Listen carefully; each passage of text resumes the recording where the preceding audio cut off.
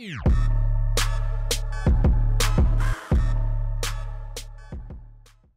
yo, what's up and welcome. I'm the one and only WestCoastKing, and welcome to the brand new career mode series that we're getting started today. And we are back in Germany, baby, and we're taking on Dortmund. That is the team we're going to be going with here. Thank you to everyone that voted in the poll from yesterday, or actually it'll be 2 days ago now. When I asked your opinion on what team we should do next, there were 5 teams up for voting, and Dortmund won pretty much by a landslide. 39% voted for Dortmund.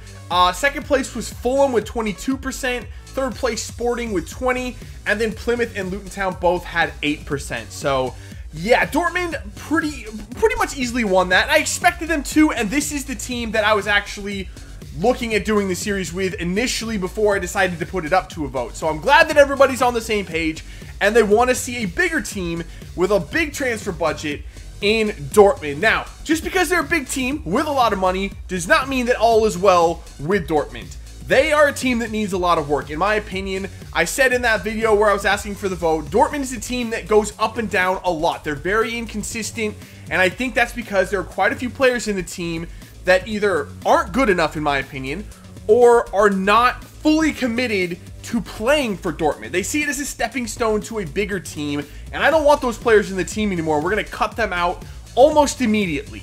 But there's a small problem with doing that right away.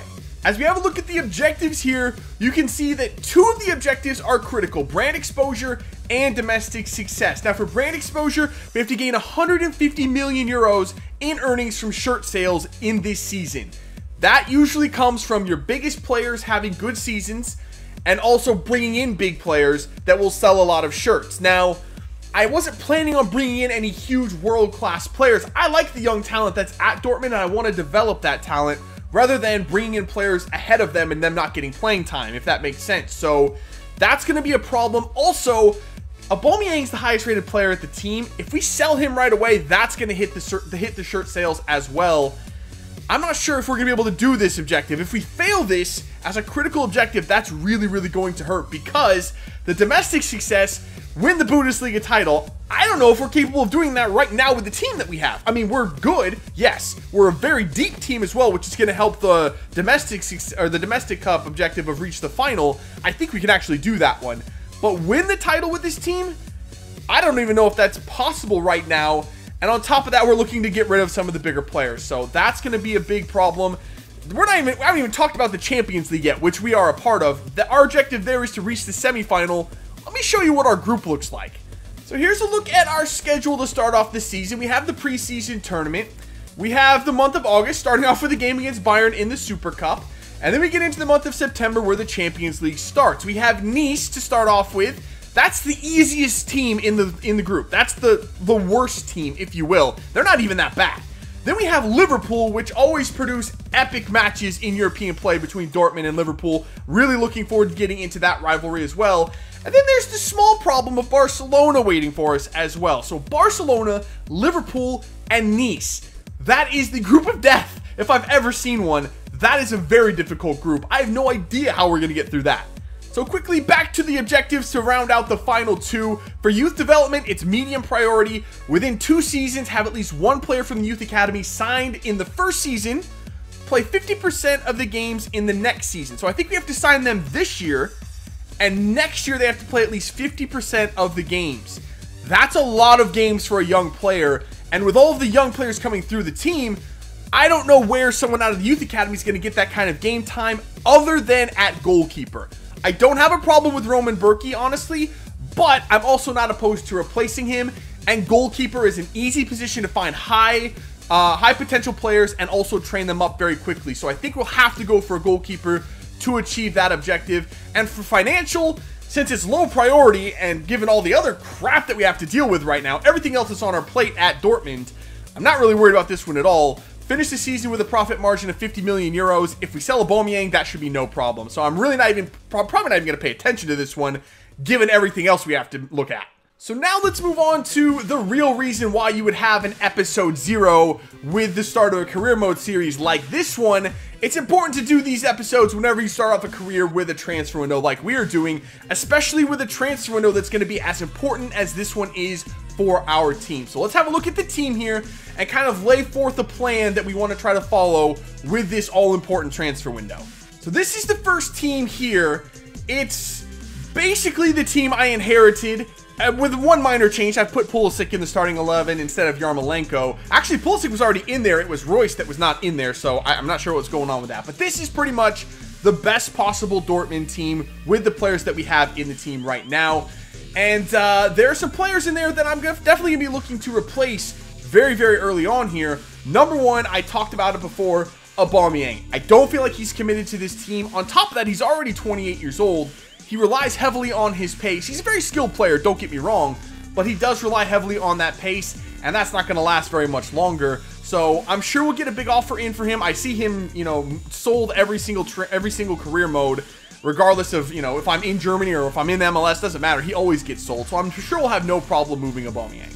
Next up, sadly, is Piszczek. I do like him, honestly. He's been at Dortmund for quite a while, but he is 32 years old, and we do have a young right back in Jeremy Tolian that is coming through the ranks, and I want to get him on the field. So Piszczek, I don't know if I'm going to sell him right away in this transfer window, or if I'm going to allow Tolian to develop a little bit beforehand. Where is Tolian? Let's have a look at him real quick, actually.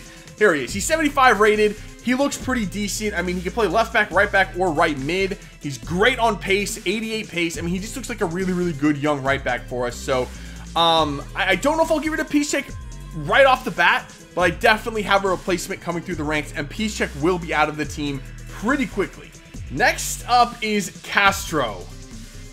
If you've seen my Ultimate Team streams, you know that I don't like Castro. Honestly, he's a solid all-around midfielder, but he just doesn't do anything, and I just don't enjoy playing with him. So honestly, I think this is just a clash of coach and player. I don't prefer him in the team, and that's gonna happen when a new coach comes in. And honestly, he's gonna be a casualty of that. I think he's already 30 years old. He is. So he's going to start declining. We're definitely going to look to move on from him, especially with the midfield talent that we have coming through the ranks here. We have some great midfielders. Guerrero, I love Guerrero. He's definitely going to be in the starting 11 for me right off the bat. We also have Dahoud, who has great potential. Mario Götze is down here as well. We have so many options to play in the midfield. I just don't want or need Castro in the team. And unfortunately, Shinji Kagawa is probably going to be a casualty of the young midfield revolution that we have as well. We have Götze. I want to play Götze. I know he's very, very... Either you love Götze or you hate him. I happen to really like Mario Götze. Regardless of the fact that he was at Dortmund and didn't want to be here, left for Bayern, and then came back, he's here now. I think he's committed to this team. I'm willing to give him another chance. Götze's going to play. I'd like to keep Kagawa if possible, but his wages are astronomical. I just don't think it's financially responsible to keep Kagawa if he's not going to be a starter, and I don't think that he is. And to replace those players that are going to be going out, I thought I'd throw a few names on a list here that I would like to bring in at some point in this series. Now, this doesn't mean that I want to bring them in right off the bat. I know a few of these players just got to those teams that they're at, so they won't be moving in this first season. So they're just names to keep in mind that I do want to bring in. And top of the list is Robert Lewandowski. I absolutely love him. He's probably, outside of Harry Kane, he's my favorite striker in the world. I love Robert Lewandowski. Obviously, he used to play at Dortmund, left to go to Bayern, which is a theme with Dortmund players. But you know what? If there's a way to bring him back and reunite him with Marco Reus, I want to do it. And I don't know if the money will be, you know, if it's going to be a possibility, because I mean, it says we might have to offer 126 to 180 million euros. That's a lot, and the money that we don't have. So I don't know if it's going to even be possible, but if it is, I want to try to get him back into the yellow and black, because he and Royce together are absolutely magical. They're better than Royce and Aubameyang. They are the dynamic duo that got Dortmund 2 titles, and I want to try to reunite them.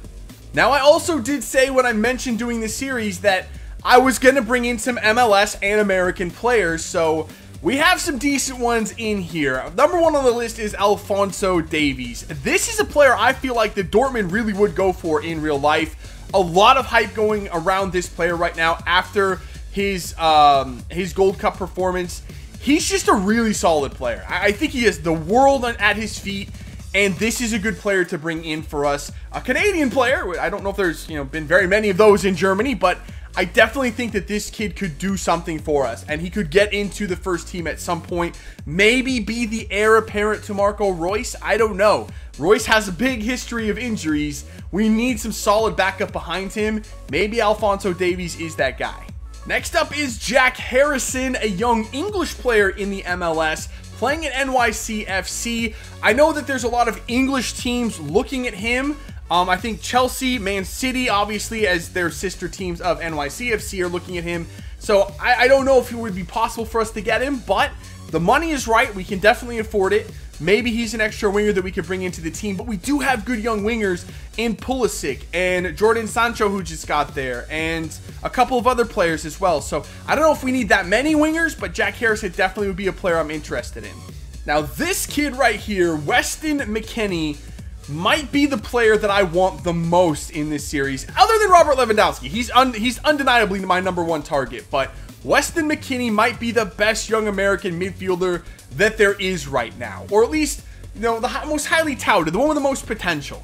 The one problem is, he plays at Schalke, which happens to be Dortmund's biggest rival. I mean, Bayern is their biggest competitive rival, as they're usually towards the two of them are usually towards the top of the table, but it's definitely Schalke as the main rival with Dortmund. I don't know if they'll be willing to sell him at any point. He just recently joined their first team, so he's not going to move again in this first season. It would be a player for season 2 or 3, but I definitely want to try to get him into Dortmund if it's at all possible. And the last player is John Brooks. Now, I had him at Hamburg, so I was unsure if I wanted to go for him again. Let me know if you want to see him in Dortmund as well, but I just love him. I love the way he plays. I love the kind of center back he is. Big, physical, strong, just a mountain of a man. I love that about him. The center backs that we have at Dortmund right now, I do like Socrates. I like the way he plays. Toprak, not a big guy, not very strong. Mark Bartra, the same way. Rather small, not very strong. I just don't like those types of center backs. I find that the bigger ones work better for me. So I would definitely like to bring in John Brooks if you guys want to see him again. If you do, I'll do it, no problem. Again, he is a player that just joined his current team, so we couldn't get him right away, which is fine. I could go with Toprak and Socrates and Bartra for the first season, but maybe at some point we could go after John Brooks too. And just before I end this first episode, to let you guys, you know, hit me with the comments and tell me what you think we should do and some players you want to see me bring in. I thought I'd show you that young talent that I said we have tons of in this team. Here's kind of the reserves team. All of these players are pretty freaking good right now, and they have pretty decent potential to them. Also, we have Paslak, who's out on loan at Hoffenheim. He'll probably be either the left back or right back of the future. Both he and Tolian can play on both sides, so we're covered at fullback. That's like the one position we definitely don't need to go after anybody for those positions. But the rest of the team, I mean, it's pretty good. Center back, a little bit thin, so I definitely think a center back would be necessary, but I mean, look at that talent. Guerrero, Dahoud, Götze, Isaac has mid-80s potential. Sancho, same. Philip, same. I mean, there's just a lot of good young talent in this team. The potential is there. It's just keeping those players at Dortmund and making sure they're committed to playing for this team. And that's what I really want to go after in this series. And the last screen here is a look at the transfer budget. Why not? 53 million, almost 54 million in the transfer budget.